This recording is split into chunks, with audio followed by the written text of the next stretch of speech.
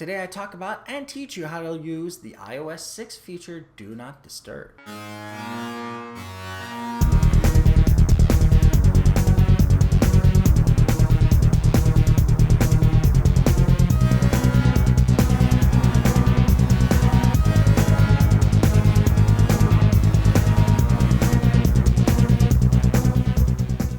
This is TQA Weekly. I'm your host, Steve Smith, aka Z-Axis, and yes, you may call me that. Now I'm going to be talking about the iOS 6 feature Do Not Disturb, which is a very simple topic to go through.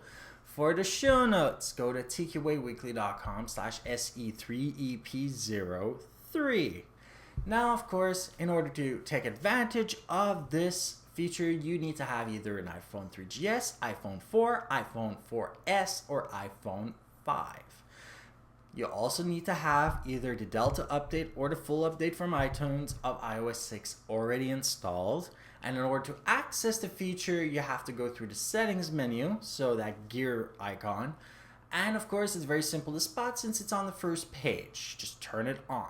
To set it, go to notifications, and within there, you'll have Do Not Disturb. You click on that, you'll be met with 3 different types of options. So I'm going to go pro-con on each one of them.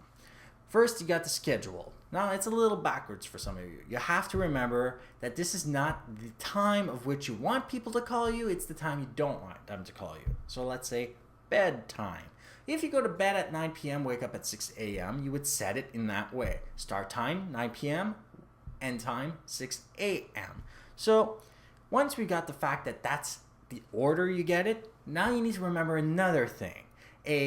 Not so much bug, but something that does bypass this is if you are playing with the phone during the scheduled off time, do not disturb time, basically meaning the screen is on, your phone will ring.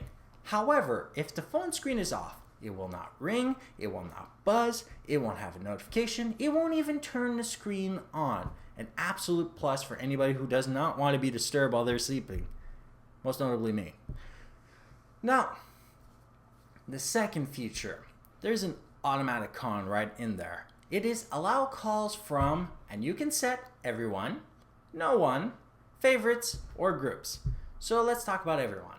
That is absolutely not useful for any of you if you want the Do Not Disturb option on in the first place. Setting it to everyone makes this feature useless. You don't need to turn this feature on if you set it to everyone. Other thing, favorites. Everybody can do that. But groups, you need an alternate application or you have to have it already in your address book as groups.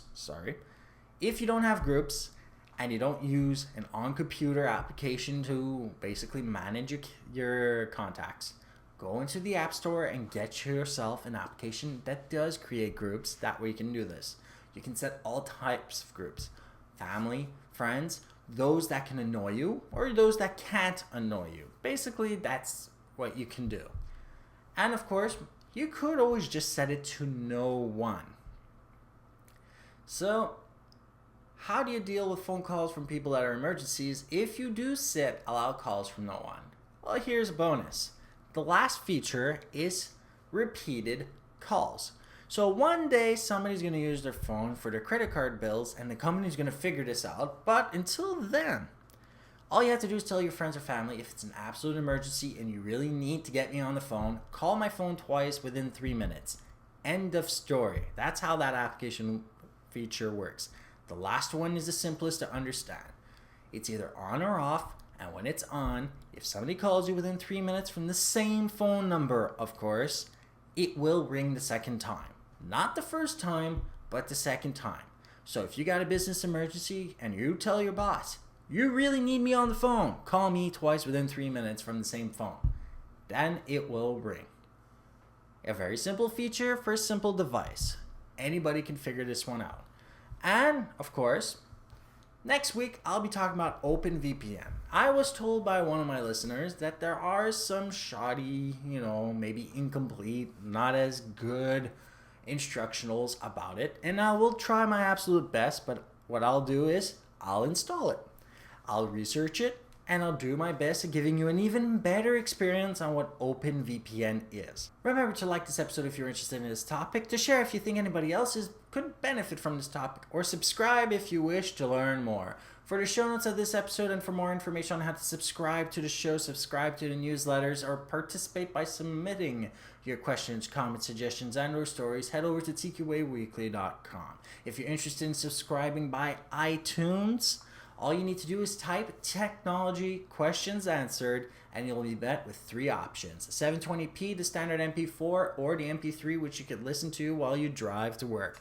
Have a great day. Stay safe and online.